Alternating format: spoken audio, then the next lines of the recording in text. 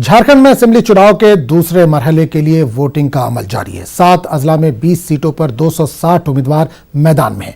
इनमें वजीर आला रघुवर दास के मशरकी जमशेदपुर की सीट भी शामिल है।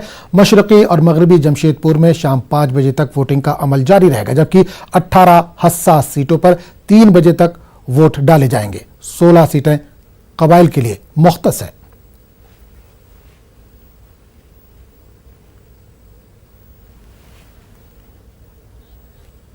झारखंड विधानसभा चुनाव के लिए दूसरे फेज का मतदान शुरू हो गया है। हम इस वक्त पूर्वी जमशेदपुर विधानसभा क्षेत्र जो है उसके भालूबासा का एक मध्य विद्यालय है, वहाँ मौजूद हैं।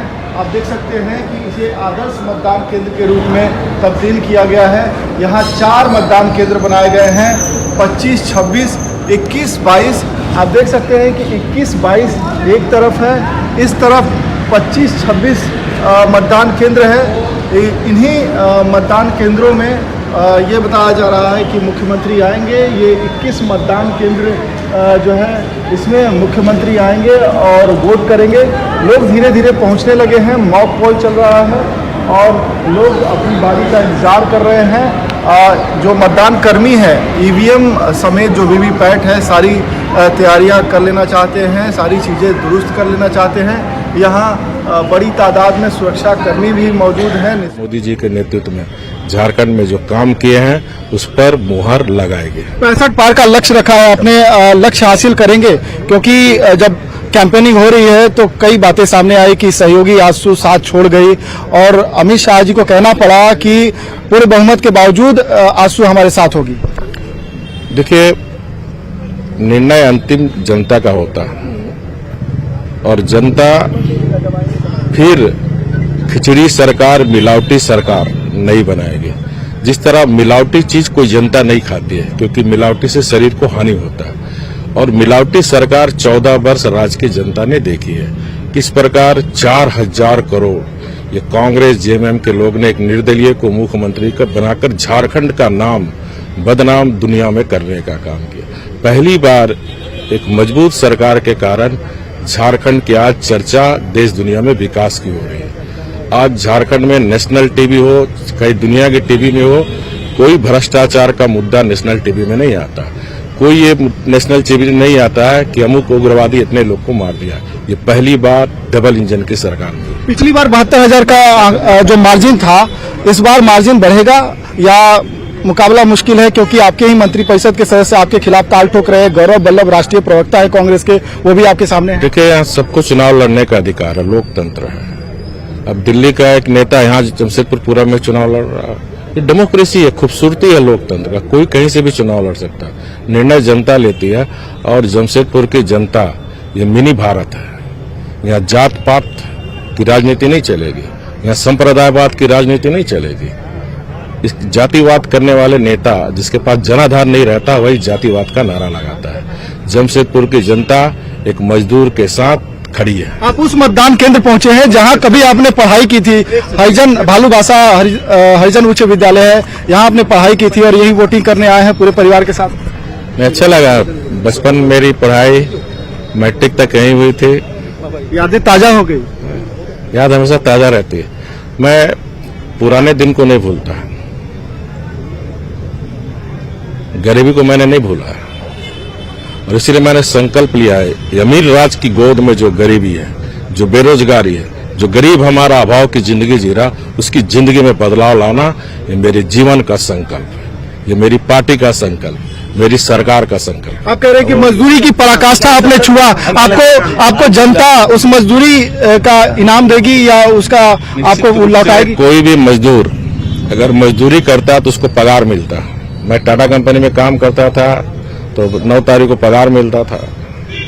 तो मैं जनता से पगार नहीं मांग रहा हूँ, जनता से सिर्फ विकास के लिए कमल का फूल मांग रहा हूँ। तो सीधे तौर पे मुख्यमंत्री ने अपने विकास के जो कार्य किए हैं उसकी बिना पर उन्होंने वोट मांगा है और उनको भरोसा है कि जब वो इस मतदान केंद्र पर वोट करने आए हैं तो उनके जितने भी उम्मीदवार खड़े हैं जनता उन्हें वोट करेगी। जो उनके काम हैं उसके आधार पे उन्हें वोट मिलेगा। और हमने पूछा कि जो 65 पार का जो टारगेट है वो कैसे पूरा करेंगे। आजसू के साथ जब थे आपने ये टारगेट फिक्स किया था, अब आजसू साथ नहीं नहीं है, तो उन्होंने कहा कि ये भी हम आसानी से लक्ष्य हासिल करेंगे। उस पूरे मामले पर बात करने के लिए हम सीधे रुख करेंगे अपने नुमाइंदे नौशाद आलम के पास, जो इस वक्त सीधे तौर पर हमारे साथ जुड़ रहे हैं। नौशाद, सबसे पहले आपसे जानना चाहेंगे कि आज दूसरे मरहले के तहत पोलिंग हो रही है झारखंड में, आप कहां पर मौजूद है? तकरीबन 10 बज चुके हैं, कितनी तादाद में लोग पोलिंग बूथ तक पहुंचे, कितने फीसद अब तक वोट कास्ट हुए हैं?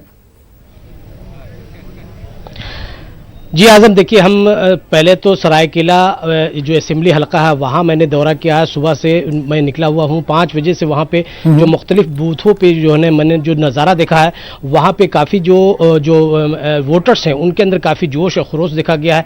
उसके बाद हम वहाँ से 2 घंटे के बाद हम यहाँ खरसामा असेंबली हलके पहुँचे हैं और हम ये दिखाना चाहेंगे कि ये कुचाई, ये जो है खिलाड़ी साई का इलाका है, ये बूथ नंबर है, यहाँ पे 172 बूथ नंबर है। ये इस बूथ पे मरकजी वजीर अर्जुन मुंडा इस अपने हक रायदही का इस्तेमाल करने यहाँ पे पहुंचेंगे और हम ये दिखाना चाहेंगे कि कितनी कसीर तादाद में जो वोटर्स हैं वो कतार में लगे हुए अपनी बारी का इंतजार कर रहे हैं। अलग अलग जो है मर्द खवातीन अलग अलग जो है लोगों की कतारें हैं और वो सिक्योरिटी भी दिखाना चाहेंगे कि किस तरह से यहाँ पे सिक्योरिटी के जो है इंतजाम किए गए हैं। ऊपर में जो हलकार है, पुलिस हलकार है, वो जो है निगाह बनाए रखे हुए हैं। यहाँ पे हमारे साथ कई जो है अफसरान हैं, हम उनसे बातचीत करेंगे और किस तरह से वोटिंग चल रही है हम उनके बारे में जानेंगे। लेकिन ये है कि यहाँ पे भी जो भी इलाके हैं वहाँ पे हर तमाम जगहों से पुरअमन इंतखाबात की खबरें आ रही हैं। छोटी मोटी जो है खबरें ये आई है कि कहीं रोशनियों की कमी थी बूथ के अंदर, वहाँ पे ये मोबाइल के रोशनी में कहीं पे वोटिंग हो रही थी, फिर उसे दुरुस्त किया गया। कहीं पे कैंडल का इस्तेमाल किया गया रोशनियों के लिए, कहीं जो है वोटिंग मशीन खराब हो गई, उसे भी जो है दुरुस्त किया गया। इलेक्शन कमीशन लगातार जो है उस पर नजरें बनाए हुए है और खास तौर से न्यूज़ 18 की जो ब्रेकिंग है वो खबरें जो जा रही हैं उससे जो है काफ़ी वो नोटिस ले रही है कमीशन के जो अफसरान। तो कुल मिलाकर के यहाँ पे पुरअमन तरीके से जो पहले मरहले में जिस तरह से जोश खरोश के साथ लोग अपने हक रायदही का इस्तेमाल करने के लिए अपने घरों से निकले थे, तो उसका दूसरे मरहले में भी काफ़ी खासा असर देखने को मिल रहा है। हमारे साथ ये मजिस्ट्रेट है यहाँ पे सुबह से तैनात है इस बूथ पे, ये जानने की कोशिश करेंगे कि अभी कितना वोटिंग परसेंटेज हुआ और सुबह से जो लोग आ रहे हैं कितना अमन और सुकून के साथ वोटिंग। करीब 20% वोट अब तक हो चुका है।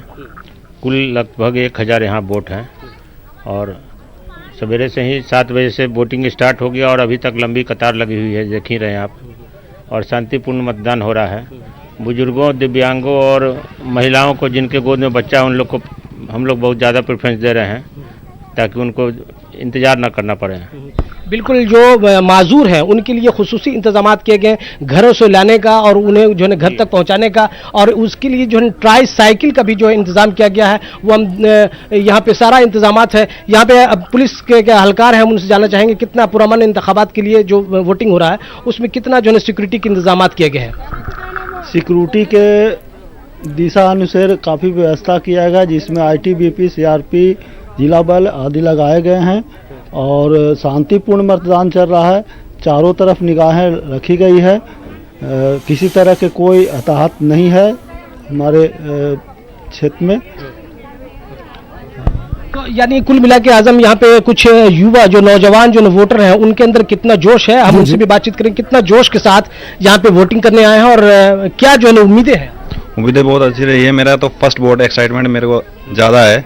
मैंने क्योंकि एक्चुअली मैं डिफेंस में हूँ तो मेरे को उतना टाइम मिल नहीं पाता। फर्स्ट टाइम जब आया हूँ तो इलेक्शन के लिए मेरे को मौका मिला है। ये फौजी जवान हैं और पहली बार जो है अपने हक रायदही का इस्तेमाल कर रहे हैं, तो इनके अंदर काफ़ी जोश है और अपने छुट्टियों में आए हुए हैं तो खास तौर से जो है वो अपने हक रायदही का इस्तेमाल कर रहे हैं। एक और वोटर हैं, उनसे बातचीत करते हैं कितना जोश है और क्या जो है उम्मीदें हैं कि इलाके की तरक्की के लिए क्या कुछ जो है आप सोचते हैं। यहाँ पर तरक्की के लिए तो बहुत कुछ सोचते हैं कि नया जो कैंडिडेट है उनको अच्छा तरक्की करे। और कुछ खवातीन भी हैं वोटर, हम उनसे बातचीत करने की कोशिश करेंगे कि आखिर वो किस उम्मीद से यहाँ पे आई हैं और जो काफ़ी वक्त से जो है यहाँ पे जो है कतार में खड़ी अपनी बारी का इंतज़ार कर रही हैं, तो क्या उम्मीदें हैं। आप बताइए कि किस उम्मीद से यहाँ पे आई हैं और वोटिंग कर रही हैं।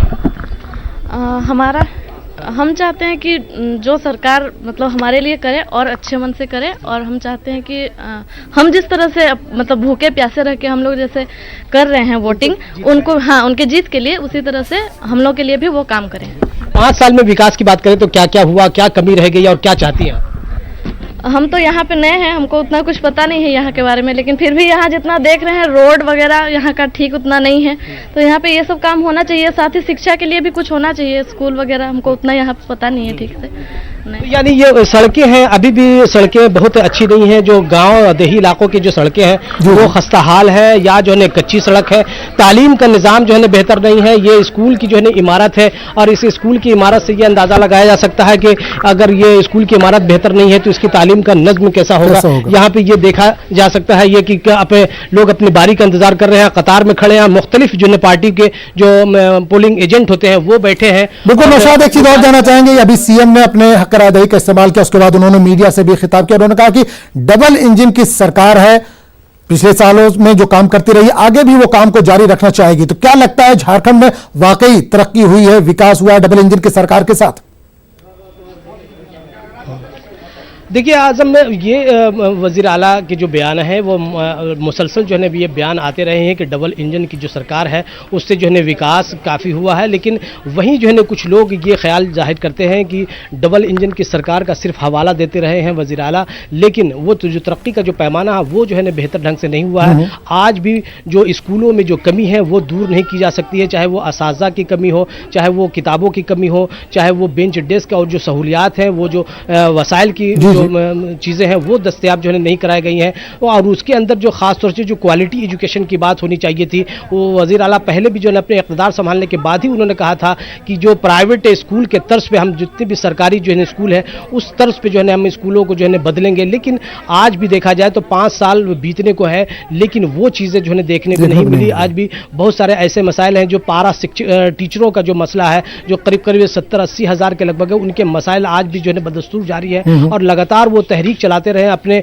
उसे जो है मुस्तकिल जो है वो मुलाजमत के लिए, लेकिन वो नहीं हो सका, उसमें भी अड़चन जो है होती रही है। उसी तरह से आंगनबाड़ी जो सेविकाओं का जो मामला है वो जो है लटका रहा है। तो वो बहुत सारे ऐसे छोटे मोटे जो सहूलियात की बात है, जो तरक्याती इक़दाम जो किए जाने थे बहुत बेहतर ढंग से, वो जो है वो सिर्फ वो बयान में जो है नज़र आता है। जैसे वो जो दावा करते रहे हैं कि वो स्वच्छता भारत के मिशन के तहत जो है वो तमाम जो है घरों में बैतुल खला का जो है इंतजामात किए गए।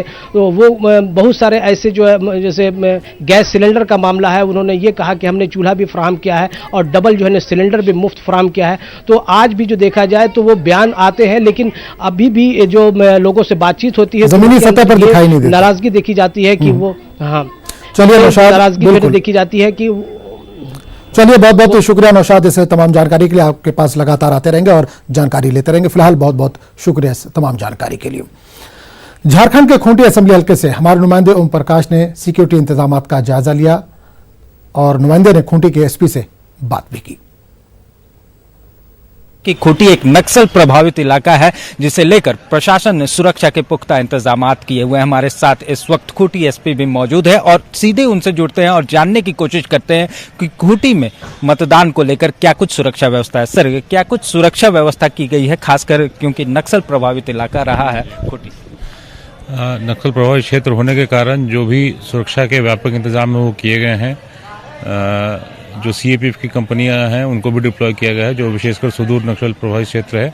उसके अलावा बाकी यहाँ भी आप देख सकते हैं कि महिला कंपनी सीआरपीएफ की वो भी डिप्लॉयड है। उसके अलावा कुल मिलाकर जो फोर्सेज हैं वो सब अपनी जगह पहुँच गई हैं और मतदान का कार्य शांतिपूर्वक प्रारंभ हो चुका है और मतदान प्रक्रिया शांतिपूर्वक चल रही है। सर, खासकर बात की जाए ग्रामीण इलाकों की और सुदूर जो जंगल का इलाका है, उन इलाकों में जो व्यवस्था की गई है, क्या कुछ उससे बारे में, हालांकि पूरी तो नहीं लेकिन नहीं, जैसा कि मैंने आपको पहले बताया कि जो भी सुदूर क्षेत्र हैं जहां भी आवागमन थोड़ा सा मुश्किल है या वो नक्सल प्रभावित क्षेत्र हैं, वहां पे जो सेंट्रल पुलिस फोर्सेज हैं उनकी कंपनीज को डिप्लॉय किया गया है और सभी लोग मुस्तैदी से अपने कार्य में भी लगे हुए हैं। उसके अलावा जो घोर नक्सल प्रभावित क्षेत्र है उसमें विशेष नक्सल विरोधी अभियान भी चलाया जा रहा है। उसमें जो हमारी स्टेट की और सीआरपीएफ के स्पेशल फोर्सेस हैं वो अपने अभियान में इंगेज हैं और अभी तक जो सूचना है सब कुछ शांतिपूर्वक चल रहा है और आशा है कि हमारा पूरा मतदान कार्यक्रम शांतिपूर्वक रहेगा। सर, मतदान को लेकर क्या कुछ अपील करना चाहेंगे लोगों से, ताकि वो घरों से निकले और यहाँ मतदान करें, शांतिपूर्ण माहौल है? लोगों से यही अपील है कि प्रशासन की तरफ से पूरी शांति व्यवस्था बना के रखी गई है। आप अपने घरों से निकलें, अपने मताधिकार का प्रयोग करें और ज़्यादा से ज़्यादा संख्या में आकर इस पूरी मतदान प्रक्रिया को और विधानसभा जो निर्वाचन है इसको सफल बनाएं और अपना इसमें योगदान दें और अपने मताधिकार का प्रयोग करें। तो ये हमारे साथ खूंटी एसपी थे जिन्होंने साफ तौर से कहा कि सुरक्षा को लेकर मुकम्मल तैयारी की गई है। कैमरामैन संत के साथ ओम प्रकाश, न्यूज़ 18 खूंटी। खबरों का सिलसिला जारी रहेगा।